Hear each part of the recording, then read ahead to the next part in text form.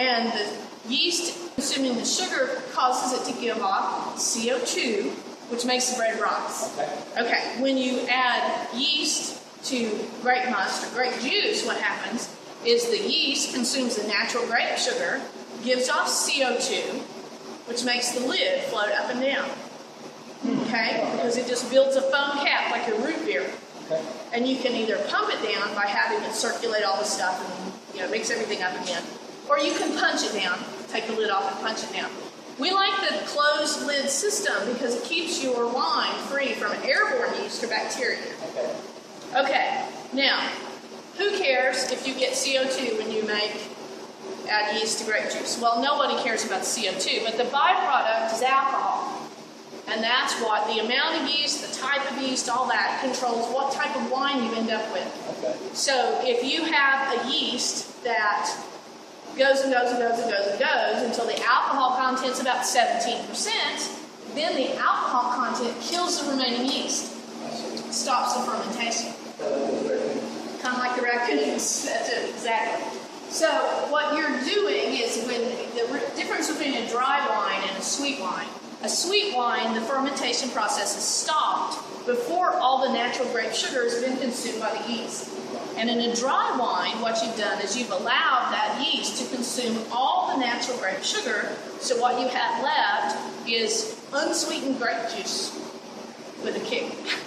And most table wines are between 11.5% and 15% alcohol. We have one dessert wine that you all might want to try. It's called Royale, and it's half Cynthiana grapes, half blackberries, and it's fermented with a special champagne yeast that pushes the natural alcohol content up to about 17%. This particular year, that yeast reactivated, so we have an effervescent dessert wine. It's not like a sparkling, it's not sparkling all the way through, but it's just effervescent enough. If you let the bottle get hot or agitated, it will push the cork. And if it's really bad, it'll spew purple foam all over your white carpet. So we always warn people, don't do that, don't do that. But it's very tasty.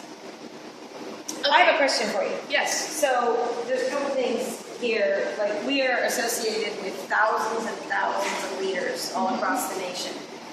And from the minute you walked us in here, and over there you were talking to us, that first off we came into a room that is climate control at 59 degrees. You might show that over there. So these vats here, it's important that they stay surrounded by an atmosphere, a very specific atmosphere. So one of the things about leadership that we implement is how important it is for you to control the atmosphere of your teams, to make sure that you keep the climate a climate of positive energy, a positive progression, of excellence, of passion. I mean, this team here, we're having a blast, having a great time, having fun, keeping it simple. That's all about creating a culture.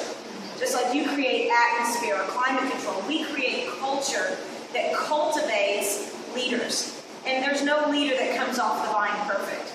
It requires process. And I love the way you took us over here to this spot. You said you want to see a floating lid.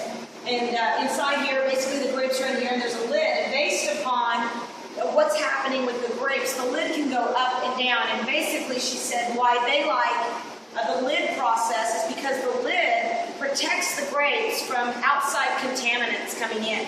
And that's another thing about leadership. You are the lid of your team. You determine the elevation of where your team's going to go. A great leader always works ahead of the team. They're never looking for the team to do the job. They're going to do the job they want the team to duplicate. And as well, a great leader keeps contaminants, negative thoughts, energy-demanding people away from the team. So today is not just about making wine for us. Today is about making leaders. And we want you to take this journey with us, and welcome to the revolution.